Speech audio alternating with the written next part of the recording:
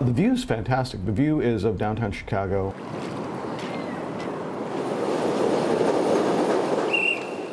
After the rush, a rush hour. Yeah, always running around, always working through traffic. Daisy Arashiba settles into his 2-bedroom, 1.5-bath apartment. The comic actor and musician calls this home and home office for, What, 7 years? but this year he discovered his nest Was that a falcon? expanded unexpectedly. Well, I'm sure you know the Chicago Housing Authority's like, that's not a legal bedroom out there in the balcony.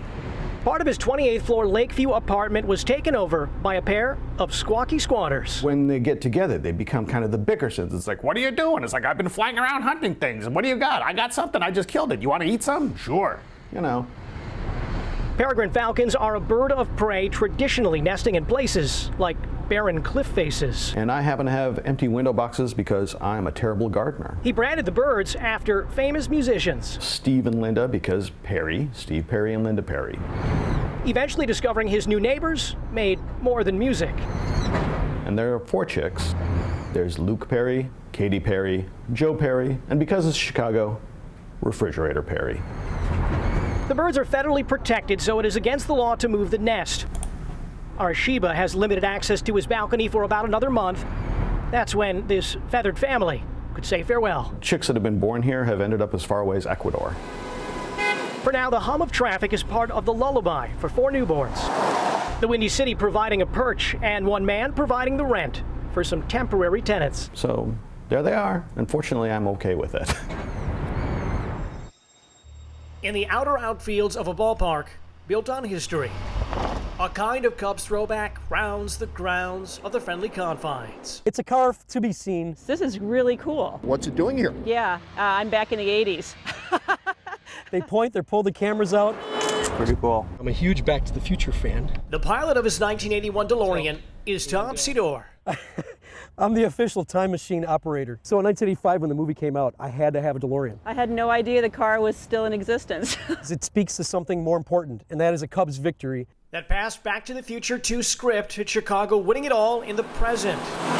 We're here. And over the past 4 months, the team's play motivated this engineer by day to work hundreds of hours, day and night. Because there's a lot of parts to it, and you got to make sure they fit well. This is a Menard special. Mr. Fusion is purchased a la Amazon.com. Harnesses the energy from the flux field in the front to the flux capacitor. Do that, you get your 1.21 gigawatts, you're good to go. This thing is not a monster. It's got 130 horsepower.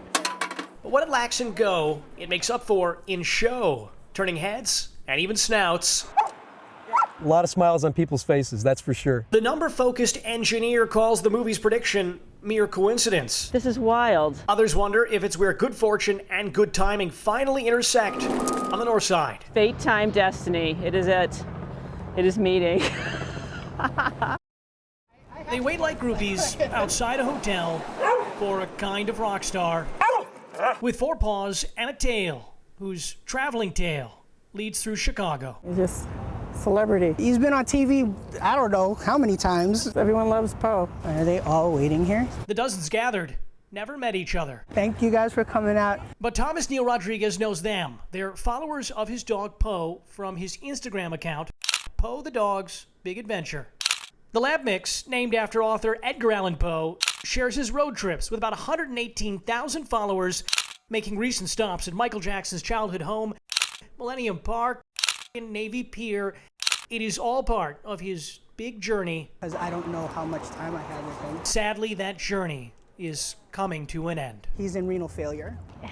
It's sad to see. He does have a bunch of tumors. I know he has a lot of bad days. They're like time bombs. So he could last a year, he could last 2 days. Rodriguez and his fiancée are spending those final moments traveling the nation with a shelter dog they adopted as an 8-week-old puppy. It is sometimes difficult to watch the now 15-year-old. He needs help getting around, travels in a cart, and requires near round-the-clock care. You're a good boy. Some question if this is best for the dog, but others meeting Poe and his family in person come to a different conclusion. The love that they provide for him, it's unconditional. It's financially, spiritually, like emotionally taxing. This is our therapy. And when, unfortunately, the day he's not around, like I can remember this. They don't know when Poe's adventure will end, but they'll enjoy what time remains, sharing it with thousands moved by his life and lessons learned on the road. He's living every day, and he kind of tells me I should do that too.